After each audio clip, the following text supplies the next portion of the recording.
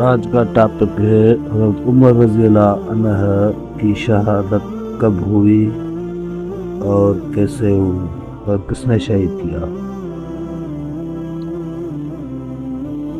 کہتے ہیں صحیح بخاری میں بن میمون نے بیان کیا کہ جس صبح کو آپ زخمی کیے گئے ہیں فجر کی نماز کے انتظار میں صف کے اندر کھڑا تھا اور میری اور ان کے درمیان عبداللہ بن عباس رضی اللہ عنہ کے سوا اور کوئی نہیں تھا۔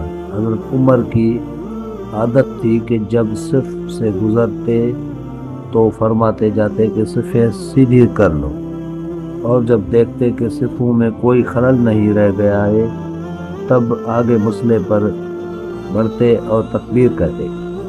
آپ فجر کی نماز کی پہلی رکعت میں عموماً سورہ یوسف یا سورہ نحل یا اتنی طویل کوئی سورت پڑھتے یہاں تک کہ لوگ جمع ہو جاتے۔ اس دن ابھی آپ نے تکبیر ہی کہی تھی کہ میں نے سنا آپ فرما رہے ہیں کہ مجھے قتل کر دیا یا کتے نے کاٹ لیا۔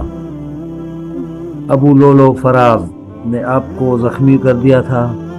اس کے بعد وہ بدبخت اپنا 2 دھاری خنجر لے دوڑنے لگا اور دائیں اور بائیں جدھر بھی پھرتا تو لوگوں کو زخمی کرتا۔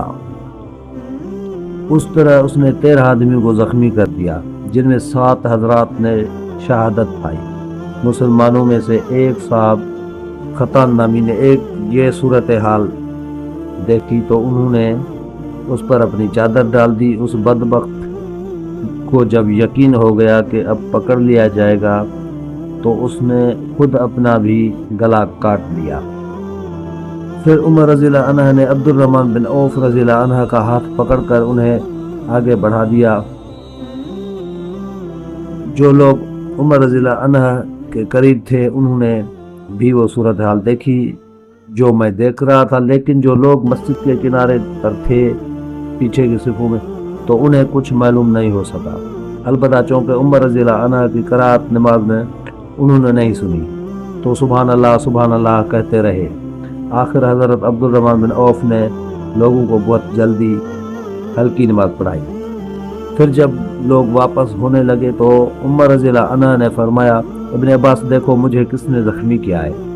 ابن عباس رضی اللہ عنہ نے تھوڑی دیر گھوم پھر کر دیکھا اور آ کر فرمایا کہ مغیرہ رضی اللہ عنہ کہ غلام ابو لولو نے آپ کو زخمی کیا ہے۔ عمر رضی اللہ عنہ نے دریافت فرمایا وہی جو کاریگر ہے؟ جواب دیا کہ جی ہاں۔